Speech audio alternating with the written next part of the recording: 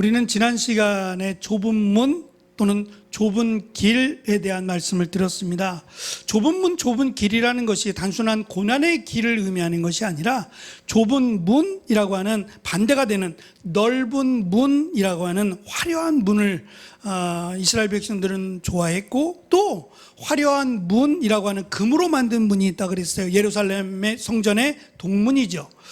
예루살렘 성의 동문을 들어가면 동문을 통해서 메시아가 오신다라고 하는 예언의 말씀대로 문에 금칠을 해놓고 이 문을 통해서 들어오는 자들이 복을 받고 나가는 자들도 복을 받는다라고 생각들을 했고 기대했어요. 그러나 정작 하나님의 말씀은 없고, 하나님의 말씀을 이용해서 죄를 짓고 있는 이 종교 지도자들이나 또는 정치인들을 향해서 예수님이 쓴소리를 하시고 회개하라고 하셨어요.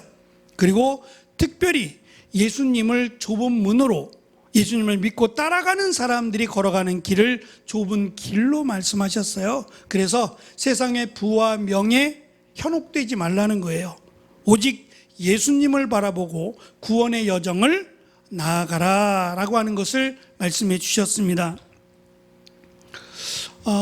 지난 시간에 좁은 문과 넓은 문을 살폈고, 오늘은 양의 탈을 쓴 늑대에 대해서, 그리고 나쁜 나무 또는 좋은 나무를 비교해서 중간을 점검합니다. 뭐가 하나님의 말씀대로 살아가는 삶이냐, 또 반대로 생각해보면 어떠한 사람이 늑대와 같은 사람이냐라고 하는 답을 주고, 마지막 결론적인 말씀으로 반석 위에 지은 집에 대해서 다음 주에 함께 은혜를 나누겠습니다. 그럴듯하죠. 양인 늑대인데 양의 탈을 썼어요. 탈이라고 하는 것은 우리식의 표현이에요. 우리가 탈을 쓰고 자신의 얼굴을 가리우고 어떤 연극을 했던 것처럼 그런 모습이에요. 사실은 입는 거죠. 양을 죽이고 잡아먹고 그 양의 털로 옷을 만들어서 늑대가 옷을 입은 거예요. 사실은 늑대인데 양처럼 보이기 위한 표현이고 비유의 말씀이에요. 늑대는 양의 옷을 입지 않습니다. 예전의 성경은 일이라고 되어 있어요. 근데 지금 우리가 읽은 쉬운 성경은 늑대라고 되어 있는데 같은 종이랍니다. 늑대나 양은 같은 종인데, 이게 늑대는 우리말의 명칭이래요. 순수한 우리말이 늑대고, 일이라고 하는 건 한자랍니다. 한자에서 온 말이 일이고, 우리 순수한 우리말로 하면 늑대래요. 그래서 늑대가 좀 작답니다. 이리가 조금 크고, 서구적인 그런 서양의 늑대들은 이리로 보통 평가를 한다 그래요. 조금 더 크다 그럽니다. 어쨌든 이리가 됐던 늑대가 됐던 양들을 잡아먹는 잔인한 이런 공격성이 있는 짐승인데, 예수님께서 사역을 시작하실 때에 앞에 선지자를 보내셨는데 세례 요한이죠. 그 세례 요한이 이런 말을 했어요. 독사의 자식들아. 굉장히 끔찍한 말이죠. 독사라고 하는 것도 굉장히 듣기 싫은 말인데, 사람들을 향해서 너는 독사와 같아 라고 한다면, 그래 맞아 고마워 라고 할 사람이 있겠어요? 뭐야? 라고 화를 내고 굉장히 불쾌할 겁니다. 나를 향해서 독사라고 말을 해주면 말이에요. 근데 그것도 모자라서 독사의 자식이랍니다. 독사의 새끼들이란 말이죠.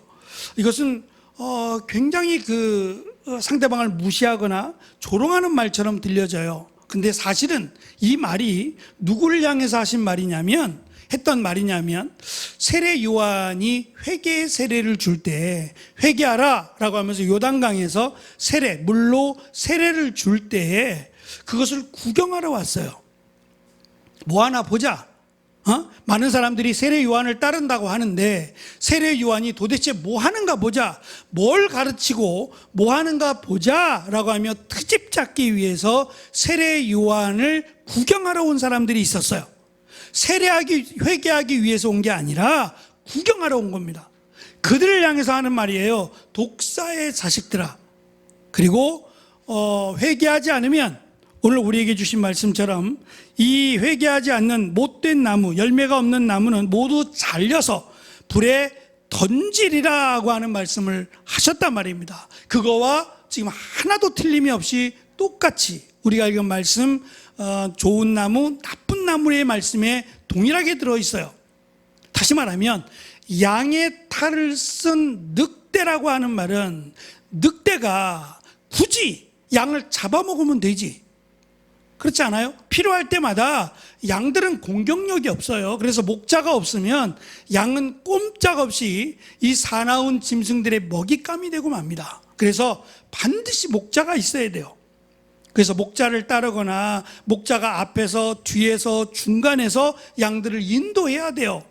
제가 말씀드릴 때 양 그러면 혹시 나에게 당신의 양과 같네요 라고 말하면 기분 좋으실지 모르겠어요.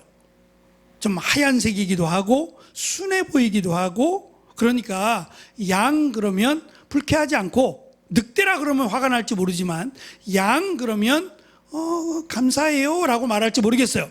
근데 사실은 당시에 살았던 사람들에게 당신은 양과 같아요 라고 말하면 감사합니다 라고 말하지 않았어요. 오히려 불쾌했단 말이에요. 왜냐하면 양들은 자기를 방어할 수 있는 힘이 없을 뿐만 아니라 지혜롭지도 않아요. 그래서 앞에 있는 양을 그냥 따라가요. 이유도 없이 그냥 쭉 따라가서 양이 가는 쪽으로, 앞에 있는 양이 가면 그 양을 바라보고 그냥 무작정 따라가는, 자칫 어리석게 보이는 양들이에요. 그래서 목자들이 저렇게 양들을 방목할 때에, 풀어놓고 양들이 풀을 먹게 할 때에 우리가 잘 아는 염소요, 염소 몇 마리를 저렇게 양들 틈에 풀어놓는다 그래요. 염소는 성격이 그런 건지 원래 그런 건지 모르겠는데 뭐 이렇게 들이받는 걸 좋아해요. 가만히 있지 않고 괴롭히는 거를 좋아하는 짐승이에요. 그래서 양들이 귀찮으니까 풀 먹고 나면 그냥 들어 넣어서 그냥 햇볕을 쬐고 그렇게 있는단 말이죠. 근데 염소는 그 꼴을 못 봐요. 가서 툭툭툭툭 친단 말이죠. 그럼 양들이 염소를 피해서 에휴 귀찮아, 왜 이렇게 쫓아다니면서 나를 힘들게 하는 거야? 그러면서 이리저리 옮겨 다녀요. 근데 그렇게 하는 것이 양들을 건강하게 하는 거예요. 그냥 풀 뜯어먹고 누워있으면 병든단 말이에요. 그래서 목자가 양을 건강하게 하기 위해서 의도적으로 염소 몇 마리씩 양들 틈에 풀어놓는단 말이죠. 그만큼 어쩌면 양들은 미련하고 어리석다, 보기와는 다르게 어리석은 짐승으로 여겨왔어요. 그러니 당신은 양과 같아요 라고 말하면 감사합니다 라고 우리는 말할지 모르지만 당시의 사람들은 불쾌했을 거란 말이에요. 그만큼 공격력이 없어요. 공격하면 꼼짝없이 당해야 되는 그런 약한 짐승군이에요. 그런데 이 흉폭한 늑대가 양들을 잡아먹으면 되지, 배고플 때마다 얼마든지 잡아먹을 수 있는데 왜 굳이 양의 옷을 입었냐 말이에요. 이건 비유입니다. 예수님께서 이런 일은 없는데 비유적으로 늑대가 양의 옷을 입었답니다. 그래서 양들이 볼 때는 우리랑 똑같구나, 나랑 같은 친구구나 라고 하면서 함께 어울려 지내요. 그러다가 양의 옷을 입은 늑대가 본심을 드러낼 때가 있어요. 목적이 있는 거죠. 양의 옷을 입은 목적이 있는 거예요. 그 목적을 이루기 위해서 때가 되면 겉으로 볼 때는 양 같지만 실제는 그 안에는 늑대가 들어있어서 그의 본성을 드러내는 거예요. 양을 잡아먹는 거죠. 한 마리가 아니라 많은 양들을, 야 이리 와봐, 여기 좋은 데가 있더라, 여기 물도 많고 여기 정말 좋아 라고 하면서 양들을 꼬셔서 늑대들이 머물고 있는 늑대들의 소굴로 데리고 가는 거예요. 이리 와, 나 따라와, 여기가 정말 좋아. 그러면 함께 풀을 뜯어먹고 함께 있었던 양들은 그래, 그렇게 좋은 데가 있어 라고 하면서 그 양의 탈을 쓴 늑대를 쫓아가서 그 양들 전체가 다 늑대의 먹이가 된다는 거예요. 그러면 이 말씀은 누구를 향한 말씀이에요? 늑대들을 향한 말씀일까요? 양들을 향한 말씀일까요? 양들이죠. 늑대들에게 야, 너희들은 양의 탈을 쓰지 마. 그냥 필요한 대로 양을 잡아먹어. 이 말씀하고자 하는 말씀이 아니라 이 양의 탈을 쓰고 있는 늑대들을 주의하라는 거예요. 그러면서 하신 말씀이 나무에 대한 말씀이었어요.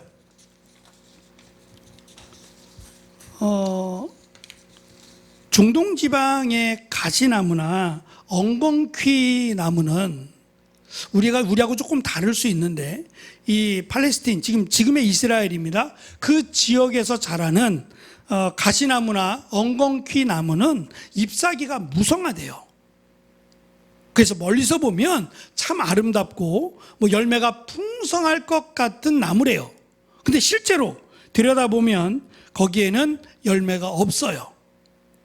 그래서 쓸모없어서 그냥 그것을 잘라다가 불에다가 추울 때, 일교차가 심하니까 추울 때 들에 있는 목자들이나 이런 들에서 일하는 사람들은 춥거든요. 저녁이 되면 추우니까 불을 펴놓고 있는데 그때 잘 타는 나무래요. 이 나무들을 잘라다가 열매가 없으니까 잘라다가 불 속에 던져서 불쏘시개로 이렇게 쓴다고 합니다. 다시 말하면 처음에는 양과 같아요. 그럴듯하다는 거죠. 양의 옷을 입었으니까 구별이 잘 안 가요. 그래서 늑대인 줄 몰라요. 그 양인 줄 알고 함께 어울려서 잘 지내다가 시간이 지나서 이 늑대가 양의 옷을 입었지만 늑대가 본성을 드러내서 양들을 모두 죽게 만든다는 거예요. 그래서 시간이 걸리더라도 잘 살펴보라고 하는 말씀이에요. 앞에서 말씀드린 것처럼 여기서 늑대를 가리키는 것은 이들에게 종교 지도자들이나 또는 이들이 존경할 만한 사람들, 바로 그들을 늑대로 설명하고 있습니다. 당시 1세기에 제자들을 가르쳤던, 우리 같으면 성경 공부 책이라고 할 수 있을 텐데, 그들의 성경을 가르치기 위해서 만든 책들이 있어요. 이 책들의 가운데 이런 내용이 있습니다. 거짓 선지자들의 금욕적 탐욕을 주의해라 라고 하는 내용의 글들이 심심치 않게 발견돼요. 그러니까 그 사람이 늑대인지 그가 양인지를 어떻게 알 수 있느냐. 처음엔 잘 나타나지 않아요. 숨긴 거죠. 양처럼 숨기고 있기 때문에 잘 드러나지 않는다는 거예요. 그러나 목적이 있겠죠. 언제까지나 양의 옷을 입고 있지는 않을 거 아니에요. 늑대인데 왜 불편하게 양의 옷을 입고 있어요? 양이 아닌데. 언젠가는 분명히 본성을 드러낼 때가 온다. 이 본성이란 양을 위한 것이 아니라 양을 해하는 것이다. 양 한 마리가 아니라 양 전체를 해하기 위해서 양의 옷을 입는다. 그 해하기 위한 것이 여러 가지가 있을 텐데, 지금 당시에 사용되었던 교재에 보면 그것이 거짓 선지자들에게 두드러지게 나타나는 바로 탐욕이라는 거예요. 물질에 대한 욕심이라는 거예요.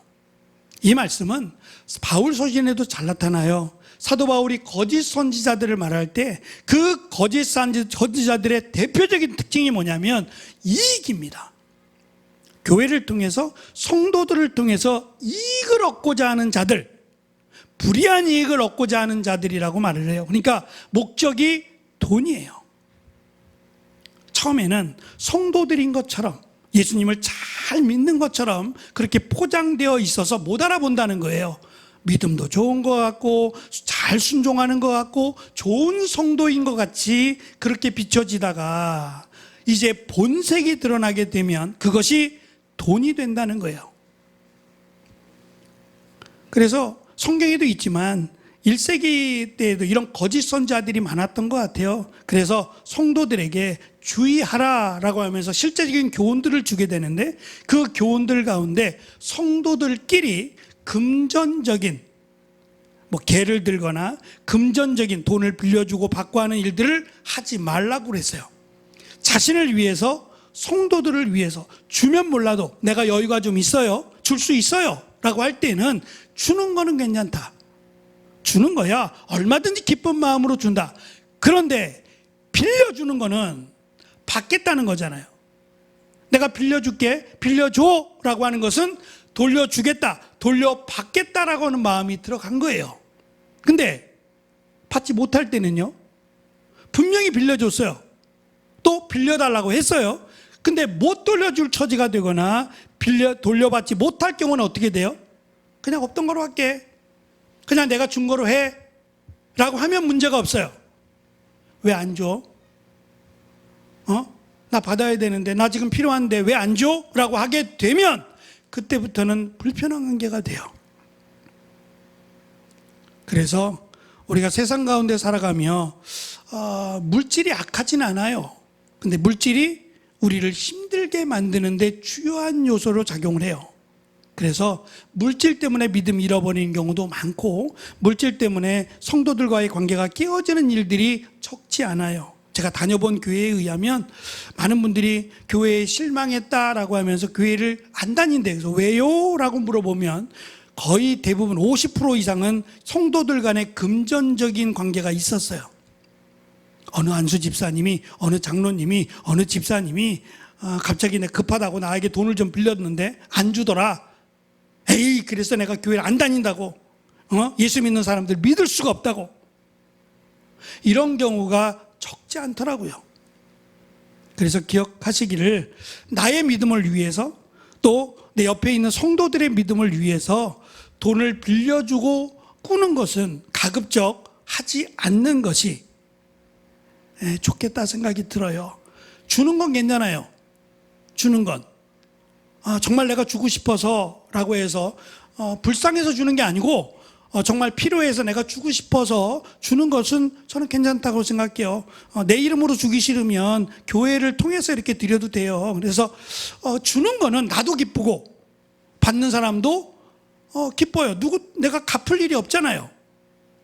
그러니까 그런 경우는 괜찮아요. 근데 구워주고 빌려주고 빌려달라고 하는 일들은 시험에 들 수 있는 요소가 많았어요. 지금뿐만 아니라 1세기 예수님 당시에도 그랬단 말이에요. 그래서 주의하라라는 것을 말씀하고 있습니다. 중요한 것은 우리가 읽은 말씀 가운데 조심해야 될 말씀이, 늑대가 양의 옷을 입었다는 것도 중요해요. 금방 드러나지 않는다는 거예요. 금방 드러나지 않아요. 그래서 좀 시간이 필요해요. 교회에 처음 오신 분들, 우리 교회에 처음 오신 분들도 시간이 좀 필요합니다. 우리 교회가 어떤 교회인지 알 필요가 있지 않겠어요? 또 우리도 새로 오신 분이 어떤 분인지 알 필요가 있지 않겠어요? 그래서 시간을 두고 교회에서 목사도 그렇고 신방을 갑니다. 그리고 함께 신앙생활을 가면서 알아가는 거예요. 너무 급하게 하지 마세요. 사람을 알아가는 일은 그렇게 쉬운 일은 아닙니다. 특별히 교회 새로 오시면 참 반갑고 좋아요. 근데 요즘 같은 때는 걱정도 돼요.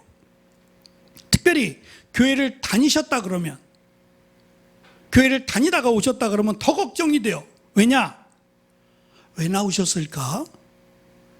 왜 그 교회를 나오셔서 우리 교회로 오셨을까? 그것이 걱정이 돼요. 그래서 교회를 자주 옮겨 다니시는 분들은 신앙이 건강하지 않아요. 성경은 교회가 힘들고 어려우면 떠나라고 말하지 않아요. 그럼 어떻게 해야 돼요? 교회가 힘들고 어려워요. 그러면 바로 세우기 위해서, 내 교회잖아요. 바로 세우기 위해서 몸부림치고 기도하고 함께 교회를 바로 세우라고 얘기하지, 떠나라고 말하지 않아요. 우리에게는 가정들이 다 있어요. 크고 작은 가정들이, 자녀들도 있고 가정들이 있는데 자녀들이 속색인다고 우리 헤어져 그래요?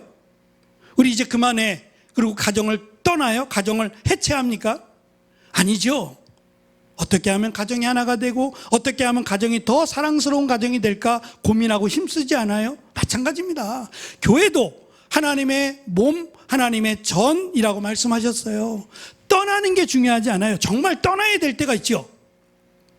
교회가 교회로서의 모습을 버리게 되면 교회가 아니니까. 그렇게 되면 그것은 또 다른 문제가 되지만, 교회가 문제가 없다?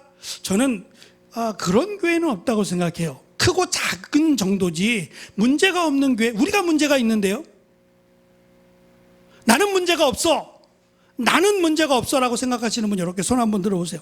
나는 결코 문제가 없어. 어머, 다 문제가 있나 봐요. 손을 안 드신 거 보니까. 우리가 완벽하지 않아요.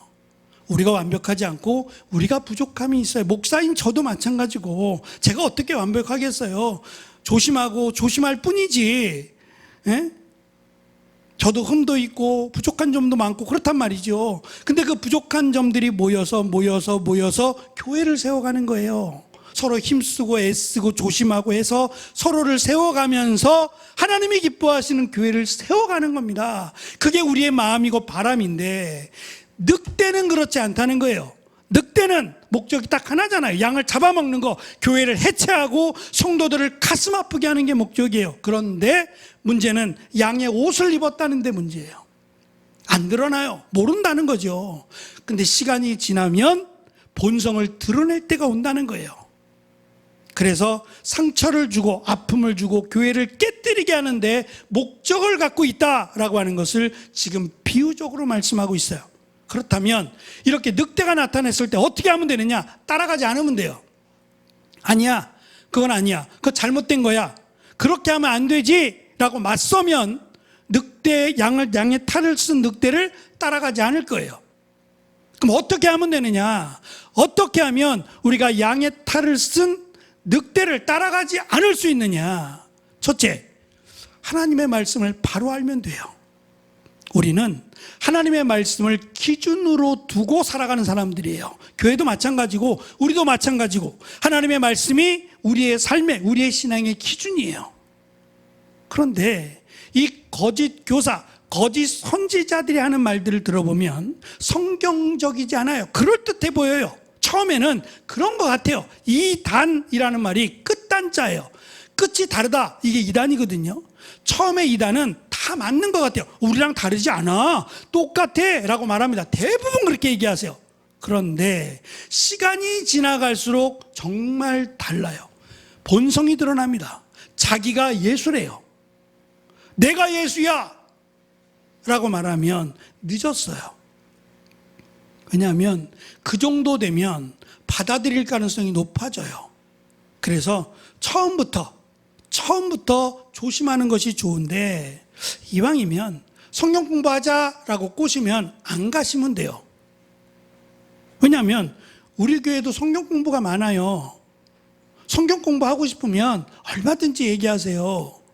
예? 우리 전사님들 3분이나 계시고 우리 장로님들도 2분이나 계시고 얼마든지 성경 공부할 수 있거든요. 근데 다른 데 가서 한다? 그러실 필요가 없어요. 우리 교회가 안 하면, 못하면 몰라도 잘하고 있으니까 우리 교회에다 얘기하시면 훨씬 더 은혜로운 성경 공부를 할 수 있어요. 그러니까 다른 것에 기웃거릴 필요가 없다. 그리고 내가 일단은 말씀에 바로 서워져야 된다는 거예요. 오늘 우리가 특별히 유의해야 될 말씀이 이 나무의 열매를 보고 나무를 안다는 거예요.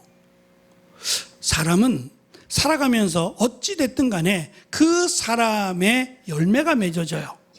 인생이라고 하는 것은 단순한 그냥 삶을 살았다, 시간을 거쳐왔다로 끝나지 않아요.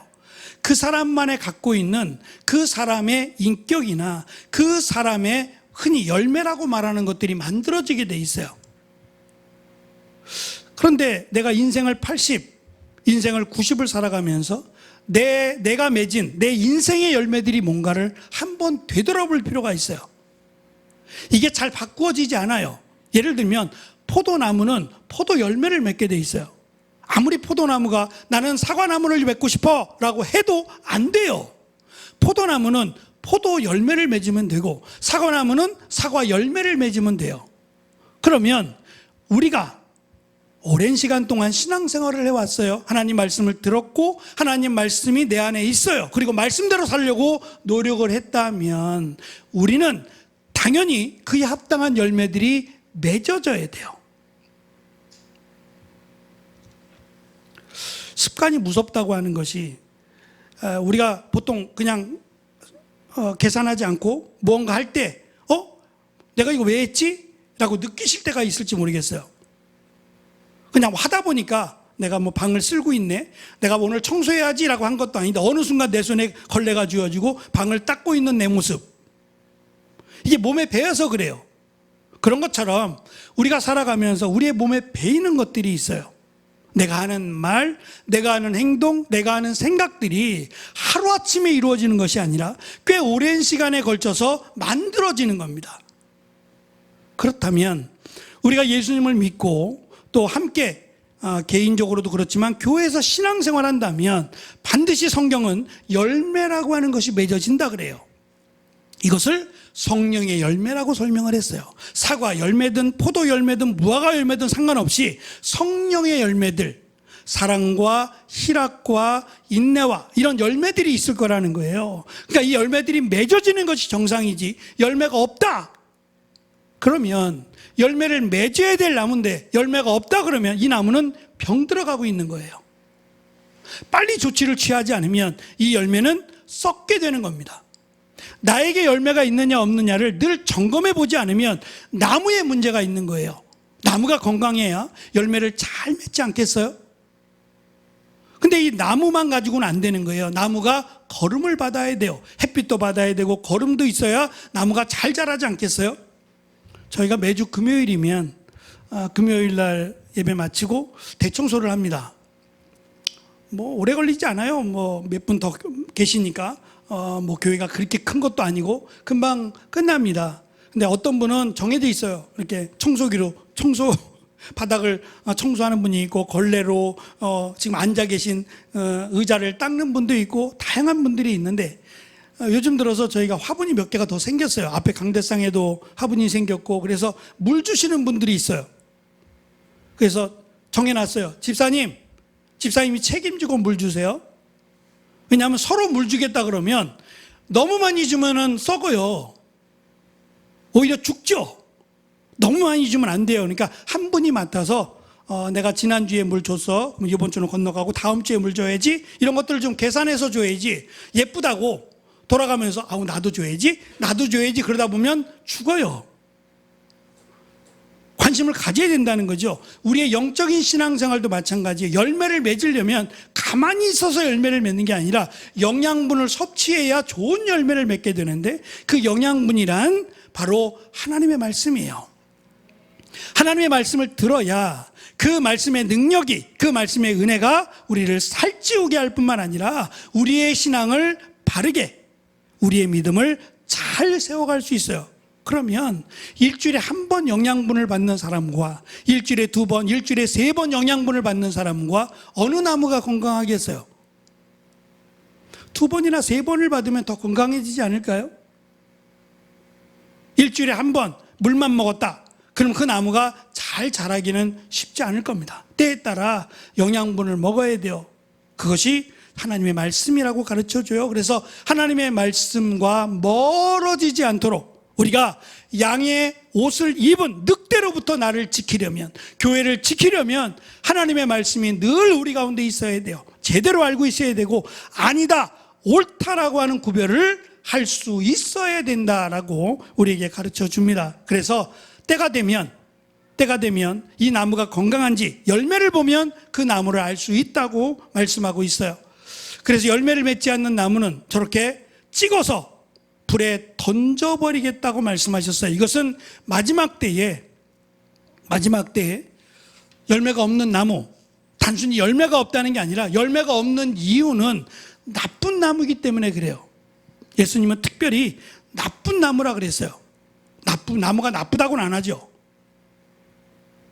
뭐 건강한 나무, 좀 약한 나무 이렇게 표현하지, 나쁜 나무 또는 못된 나무 이런 말은 안 쓴단 말이에요.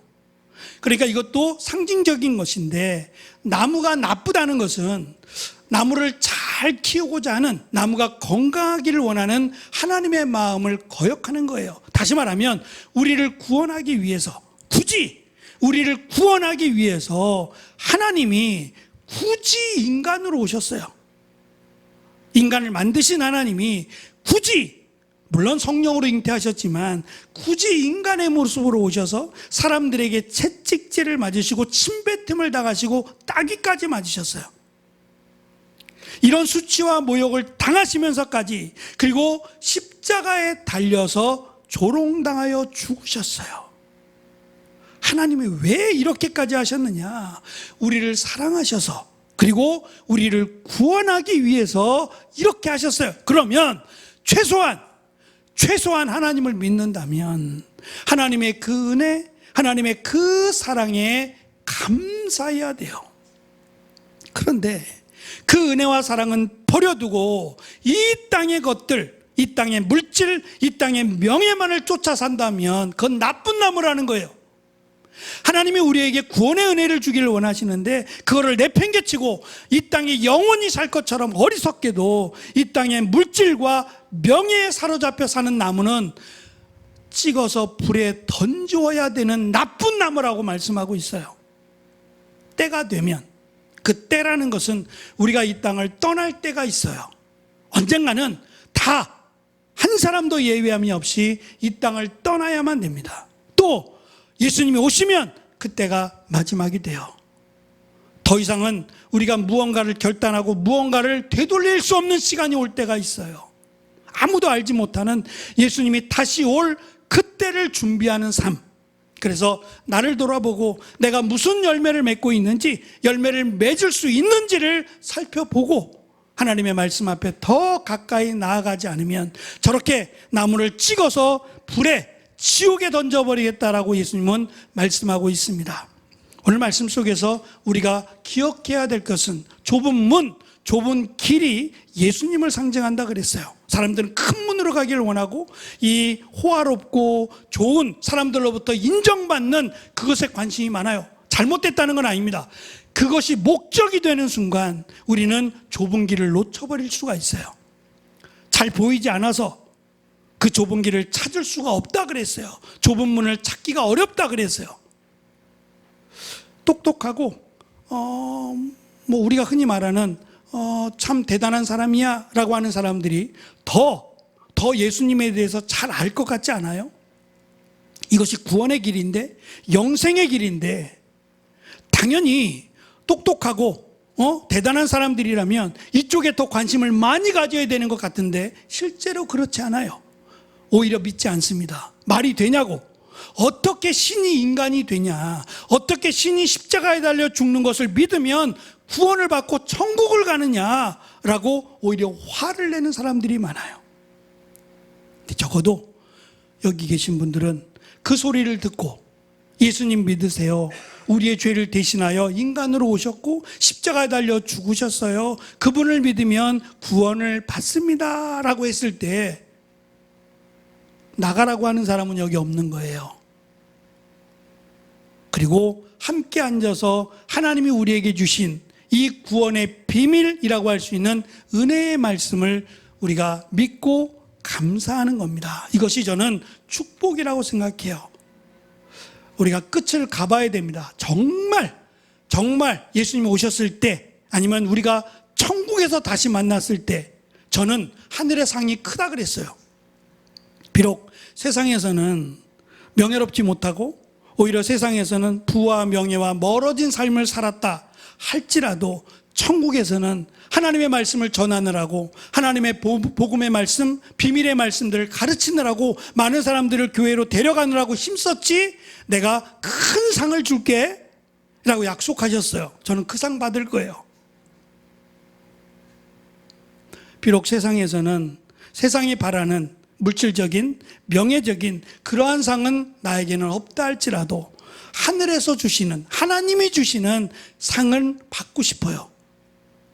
우리 모두도 천국 가서 정말 내가 잘하는 교회 나오기를 잘했다, 정말 예배 드리기를 잘했고 하나님 말씀 듣기를 잘했다, 그래서 내가 여기까지 왔다 라고 할 수 있는 이 귀한 은혜가 우리 가운데 있을 뿐만 아니라 앞으로 어떤 일이 생길지 모릅니다만 양의 탈을 쓴 늑대를 따라가지 말고 하나님의 은혜 가운데, 목자 되신 예수님의 보호 가운데 풍성한 은혜를 누리는 양처럼 그렇게 하나님의 은혜 가운데 살아가는 우리 모든 성도들이 되시기를 축원합니다. 기도하겠습니다.